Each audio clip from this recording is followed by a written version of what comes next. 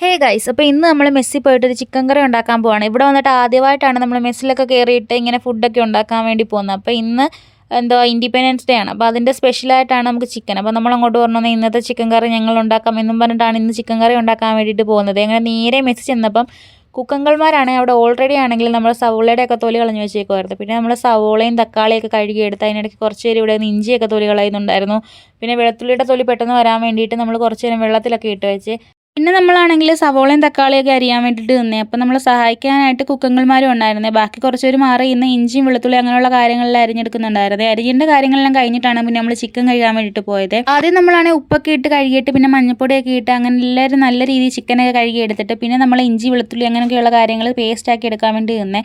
അങ്ങനെ എല്ലാം കഴിഞ്ഞതിന് ശേഷം ലാസ്റ്റ് നമ്മൾ ചിക്കൻ കറി ഉണ്ടാക്കാൻ പോകുന്നത്. സത്യം പറഞ്ഞാൽ ഞാൻ വെളിച്ചെണ്ണ ഒഴിച്ച് കടുകിട്ട് ഈ ഉള്ളി ഇടുന്ന അത്രയും വീഡിയോ എടുത്തിട്ടുള്ളൂ. അപ്പോൾ എന്തൊക്കെയാണ് ചിക്കൻ കറിയിൽ ഇട്ടതെന്ന് ഞാൻ പറയാം. അങ്ങനെ എണ്ണ ഒഴിച്ച് കടുകിട്ട് അതൊന്ന് പൊട്ടി വന്നപ്പോഴത്തേക്കും സവോള ഇട്ട് സവോള ഒന്ന് വാടാൻ വേണ്ടി കുറച്ച് ഉപ്പിട്ടിട്ട് പിന്നെ അത് വാടി വന്നപ്പോഴത്തേക്കും തക്കാളി ഇട്ട് അതിൻ്റെ കൂട്ടത്തിൽ തക്കാളി ഇടുന്നതിന് മുമ്പ് നമ്മൾ ഇഞ്ചിയും പച്ചമുളകും വെളുത്തുള്ളി അടിച്ച് വെച്ച് പേസ്റ്റ് ഇട്ടിട്ടുണ്ടായിരുന്നു. അങ്ങനെ അതെല്ലാം മൂത്ത് വന്നപ്പോഴത്തേക്കും നമ്മൾ മസാലപ്പൊടികളായ മുളക് പൊടി, മഞ്ഞൾപ്പൊടി, മല്ലിപ്പൊടി, പിന്നെ നമ്മൾ ചിക്കൻ മസാല ഇട്ടിട്ടുണ്ട്. ലാസ്റ്റ് കുറച്ച് കുരുമുളക് പൊടി ഇട്ടിട്ടുണ്ട്. പിന്നെ കളറിന് കുറച്ച് കാശ്മീരി പൊടി ഇട്ടിട്ടുണ്ട്. അപ്പോൾ ഇത്രയും നമ്മൾ ഇട്ടിട്ടുള്ളൂ.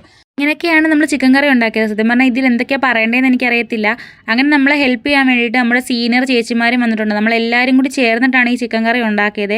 അങ്ങനെ ലാസ്റ്റ് നമ്മൾ ചിക്കനൊക്കെ ഇട്ട് നമ്മൾ ചിക്കൻ കറി സെറ്റായി. പിന്നെ നമ്മളെന്ന് പറഞ്ഞാൽ മെസ്സൊന്ന് വൃത്തിയാക്കി എടുക്കണം. അപ്പോൾ നമ്മൾ എടുത്ത പാത്രങ്ങളെല്ലാം കഴുകി അവിടെ എല്ലാം തൂത്ത് വാരി അങ്ങനെ നമ്മൾ എല്ലാം വൃത്തിയാക്കിയതിന് ശേഷമാണ് ഇറങ്ങിയത്. അപ്പോൾ ഈ വീഡിയോയിൽ എന്തെങ്കിലുമൊക്കെ തെറ്റ് കാണും. അപ്പോൾ അത് നിങ്ങൾ ഇഗ്നോർ ചെയ്യുക. അപ്പോൾ അത്രയുള്ള എല്ലാം ചാനൽ സബ്സ്ക്രൈബ് ചെയ്യുക. അപ്പോൾ ബൈ ബൈ.